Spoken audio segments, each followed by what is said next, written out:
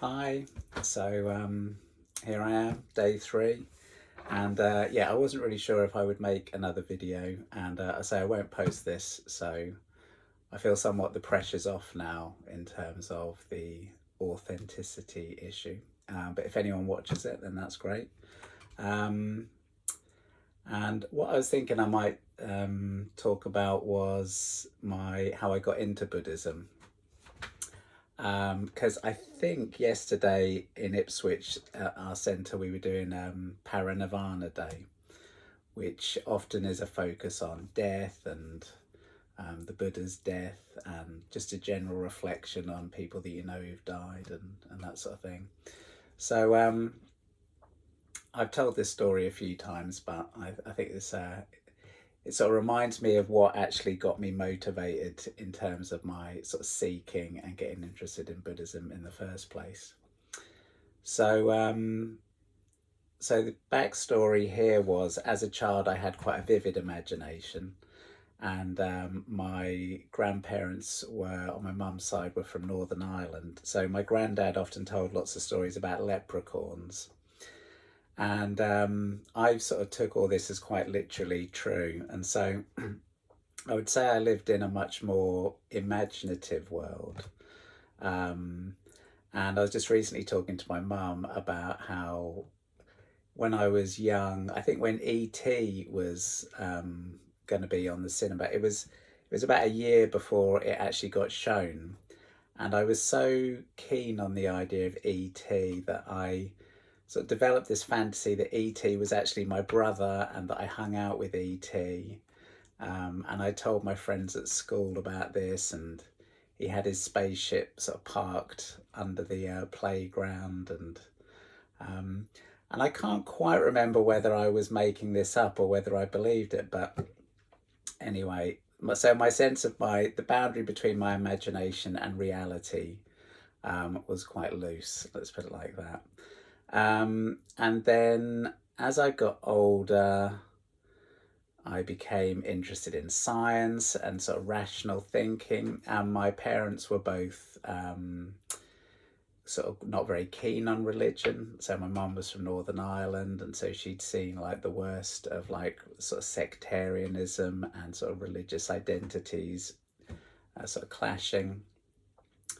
So she wasn't particularly keen on it. My dad was quite a sort of rational thinker, sort of logical, and didn't have much time for anything of sort of a religious nature or anything that sounded a bit like pseudoscience or sort of mysticism or anything like that. It wasn't something that interested him. He was very interested in the natural world, and I mean, he's still alive, but he was interested in yeah, looking at insects, looking at fungi. So I think he's one of those ones that found life to be amazing enough without necessarily having to think in terms of sort of religious ideas. Um, anyway, so then I think as I got into my teens, I'd sort of gone to a school where we'd had to do the Lord's Prayer and do the Nativity, and sort of, so it was very sort of Christian based. And so I guess I sort of somewhat rebelled against that, and adopting these ideas of sort of rational thought, I sort of took almost like a great pleasure in sort of regarding sort of Christian ideas as a bit ridiculous. And I guess it was one of those things that it made me feel a bit sort of clever. And I was like, how could people possibly believe there's a guy who lives in the sky and he decides what we all do, and we have to pray to him and he might do us favors, and there's heaven and hell, and if we're good people we can go to heaven and such and such. And I guess maybe when you're very young the idea is quite worrying, you know. It's sort of so to be sort of liberated from that through sort of basically rational thought, that sort of set me up into my teens. And that was, I adopted this sort of scientific materialist sort of worldview, in that I thought the world was a fairly knowable place, and most of the big questions had been answered in terms of what this is, which is basically, It's all biology, science, cause and effect, and you're born. Um, Evolution, you're born, you die, and it doesn't really mean a great deal. And you sort of do the best you can while you're here. So this was sort of my sort of deep sort of belief. And then I remember vividly the time this got sort of shaken, and I was on a holiday with my friends, and I was about 18, and me and my friends had gone to Spain together. We'd gone to Lloret de Mar, which is a sort of holiday spot. And the idea is there was going to be lots of drinking and going to nightclubs, and this was going to be, you know, great fun. And we went, and it was one of those experiences where there was quite a clash between expectation and reality. I remember because I was at an age where I'd started to smoke, and so my other friends, they smoked, and so we all thought, yeah, smoking's cool, and so I'd got into this. I'd started to smoke as well. So with that in mind, if I remember correctly, I don't know if we got the boat across, and then we got the an overnight coach from the top of Spain across to Lloret de Mar. And so we decided to sit in the smoking bit. And so sit down, you know, have a cigarette, and isn't this great, being an adult and having a smoke and all that sort of thing. And so you put the cigarette out, feeling a little bit sort of like sick, and then you're sort of lying there, or sitting on the chair, maybe starting to have a bit of a doze. And then you're surrounded by other people who are sort of basically sort of chain smoking, and so you get this little trickle of smoke sort of going up your nose. And that was one of those where, you know, the romanticism sort of quickly faded, and it was overall sort of quite an unpleasant experience. Anyway, so we got to Lloret, and yeah, we did have a good time, and we were going out, and we spent quite a lot of our time in the hotel watching MTV, I remember. So that was one of the things. But yeah, we did go out. But we'd gone a little bit out of season, so there weren't as many people around, and it felt towards the end of the holiday, the sort of hangovers and the general fatigue had sort of caught up with us all. So we found ourselves in this bar, and it was happy hour. So if you bought yourself a pint, you got another one for free. So I think we all went up and we all ordered 2 pints. And so we got given 4 pints of beer, and then we went and sat on our tables. And so there must have been about 8 of us. So basically the entire table was covered with full pints of beer. And we sort of had the sort of job of trying to sort of plough through all of this, whilst everyone had gone a little bit quiet at this stage. And I remember distinctly a good friend of mine wore contact lenses, and it was one of these bars where it was all ultraviolet lights. So these ultraviolet lights, they illuminated his contact lenses. So they looked very like milky sort of cataracts. And I could just sort of see him sort of staring into the distance, with no real appetite to get through these drinks. And so, yeah, it all started to feel a bit melancholy. And around that time, a friend of mine who was sitting there, he just got a phone call from his mum. And sadly, when he left, his dog hadn't been very well. And then he got news that sadly the dog had died. And so he was really upset about that. And so we were sort of consoling him and sort of chatting about that. And I remember it just sort of got me going on this sort of chain of thought. And the chain of thought was something along the lines of like sitting there in that bar with all my friends, having turned 18. You know, it seemed like this very vivid experience. But I had sort of just in that year, I think, turned 18. And I reflected to myself that, when I look back at my life from being born all the way to being 18, when I looked back, it really felt like it had gone like in that, like a flash of an eye. Here I am, 18, and all my youth, my early sort of years was behind me. And so I thought, well, given that, it's probably only a matter of time before I myself find myself on my deathbed one day, lying there. And so my sort of image of this is like in some sort of hospital. I'm sort of lying there, an old man, touch wood, and and then I'll look back on my life then, and I'll think, wow, that also will probably feel like it went in the flash of an eye. And then, according to my then sort of materialist view, it would be lights out, and that would be that.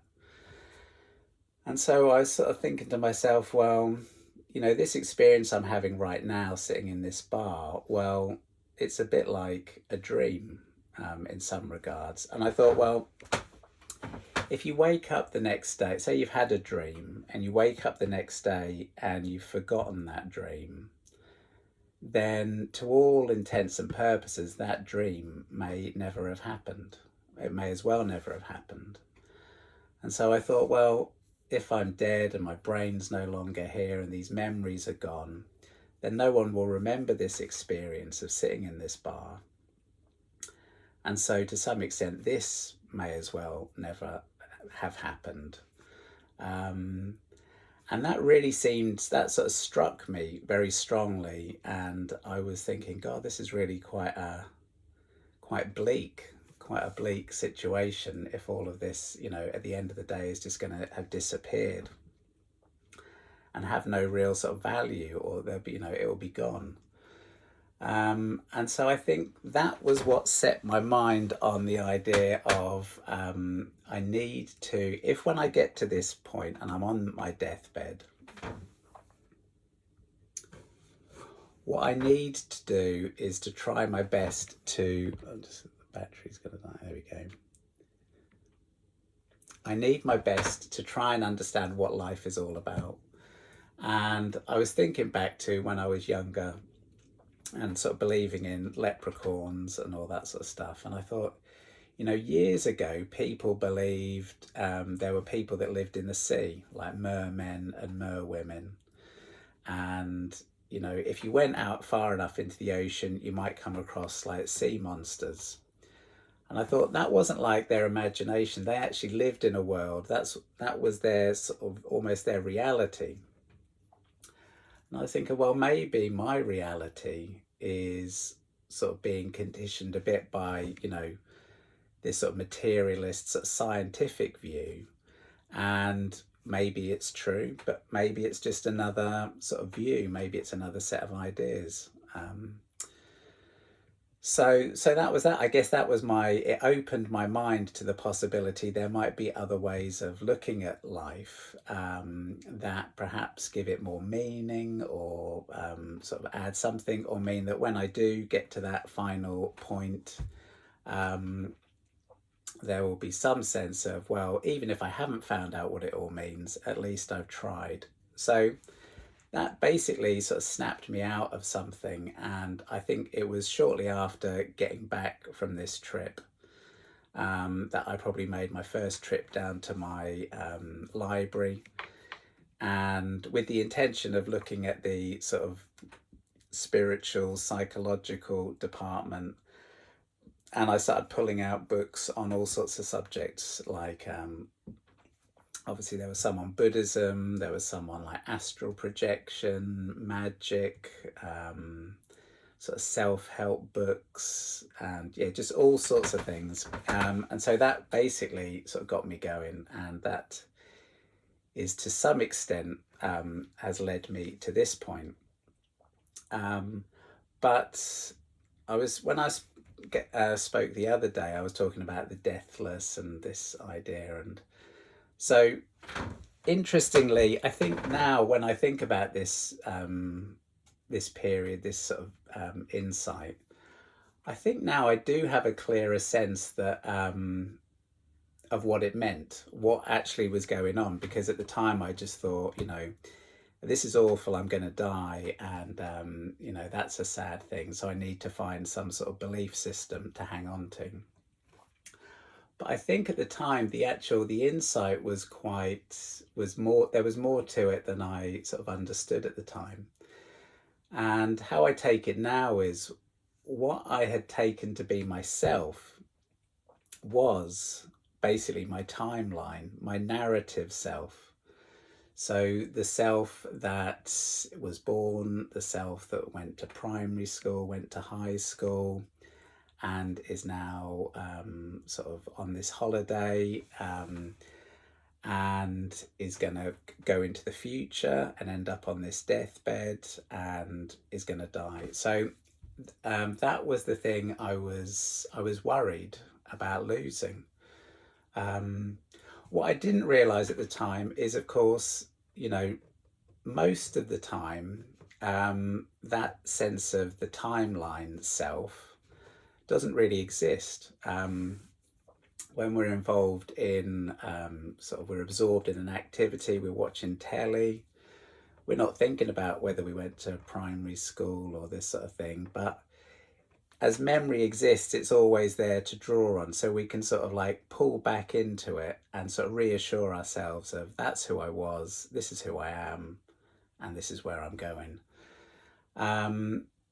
But yeah, I think now what I see is in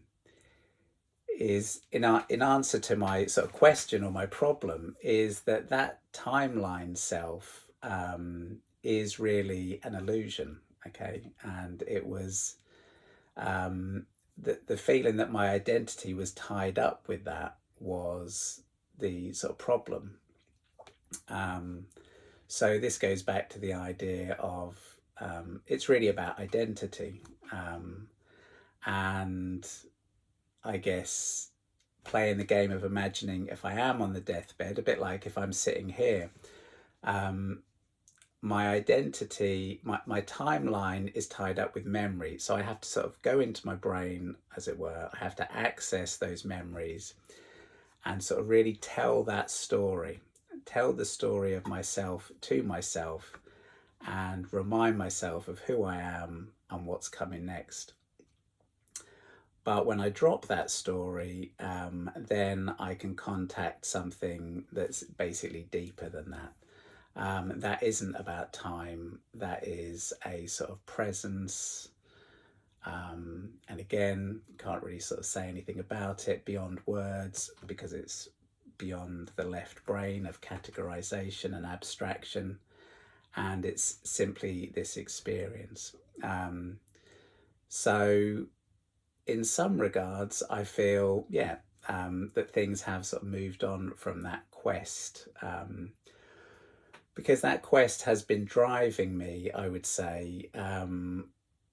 And you could say the deeper sense of the timeline thing has been a big driver in my life, of trying to get something resolved to make the future better. So I remember talking to an order member friend of mine about the idea of direct pointing and, this is it and all this sort of thing.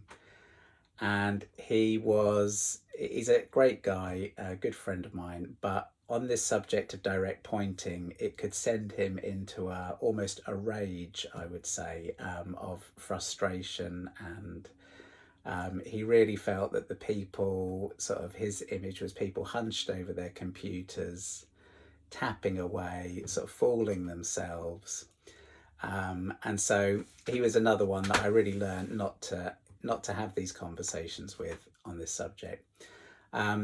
But on the subject of direct pointing, he said, well, is this it? Is this it? Like all that, the Buddhism, is this, and he really was basically saying that this isn't quite what he had in mind. And I understand what he's saying, but of course, when we're talking about this, we're talking about a different thing. And, he's looking at it like, but, when you go deeply into the experience, when you do drop the timeline sense, and there is just this being, then although there's a neutral quality there, there is a sort of richness to it. And that sense of the loss of the narrative self, which, I mean, I experience this a lot when I'm painting or when I'm engaged in sort of other things. There's a great sort of, there is something, you know, magical about that.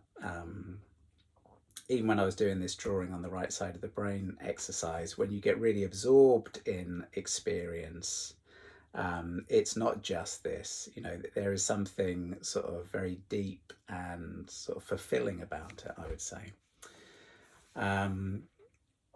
Anyway, so yes, so that's a little bit about that backstory. And then I just thought I would just a few words about how my solitary's going. What I notice is I'm sort of reminded of in Rob Burbier's book, The Seeing That Frees, there's a chapter where he talks about there's a craving tied up with all sorts of dualities. And he gives the example of health and sickness. And he says that when you become very tied up with, say, obsessed with the idea of health, then you can almost become like a hypochondriac, and you become aware of sort of disease and illness everywhere. So it's like you can't pick up one side of the seesaw without somehow picking up the other. And so I've been struck with how this manifests a bit in my own practice. So on my YouTube feed came up a little short from the London Buddhist Centre, and they were talking about learning meditation on one of their retreats. And the chap was saying about how there's lots of confusion out there. People are doing Dzogchen, and they're doing yogic practices, and they're doing just sitting, and they're doing all a bit of everything. And they don't, you know, they're getting confused. They don't know what they're doing. So come along on our meditation retreat, because, you know, we're going to show you how to navigate through all this. And effectively, we're going to show you, not necessarily the right way, but we're going to show you, you know, a good solid way to think about meditation. So I was looking at that and I was thinking to myself, oh, this is all, you know, this idea that you're going to get Buddhism wrong, you're going to meditate in the wrong way. You know, it's not the sort of thing that appeals, you know, I hear that message and it sort of makes me a bit cold, really. So, but interestingly, when I come on these sort of solitary retreats, I also get a bit tied up with this idea of there's something to do. There's something I'm here to practice.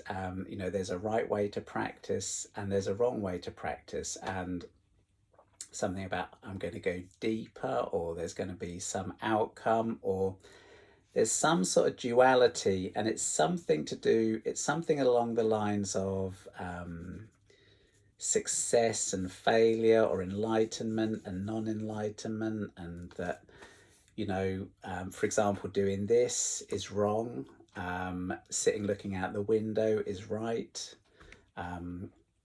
maybe going for a small walk is right, but going for a very long walk is sort of distraction and wrong. You know, and so the mind just loves this comparison and this continually judging experience, and almost judging myself, and I shouldn't be doing this, I need to be doing more of that. Anyway, so I tuned into that today, and I just thought I'll just sort of relax that, and what comes up comes up. It's one of the reasons why my wife Rosa, she really seems to be at her most relaxed when she's ill. And I sort of understand this a bit, because like when you're ill, there's no pressure. All you have to do is just lie there and experience being ill. And if you want to watch a bit of telly, you can watch a bit of telly. And it's like, there's a real sense of the pressure is off when you're ill. You don't even necessarily have to clean the house. You don't have to, all those things that we should be doing, our to-do lists and all that, that just gets lifted off us. And that hasn't been my experience of coming on these solitary retreats. Actually, sometimes these solitary retreats, they can feel like work. In fact, there's a lot of times at Tree Ranter they talk about a workman-like attitude, and you're sort of getting on with it, and we're sort of you're down at the bottom of the mountain and you're sort of working your way up the foothills, and there's a long way to go, and so it can really feel a lot like hard graft sort of thing, and that feeling of judging yourself, um, that's just running in the background, so that doesn't even really get looked at or sort of questioned. So yeah, so I'm tuning into that a bit today, and yeah, as I say, just seeing if I can relax. And with that in mind, I might even go and do a little bit of painting later, but we will see. Anyway, that's enough for today, and take care, and I'll see you later. Bye.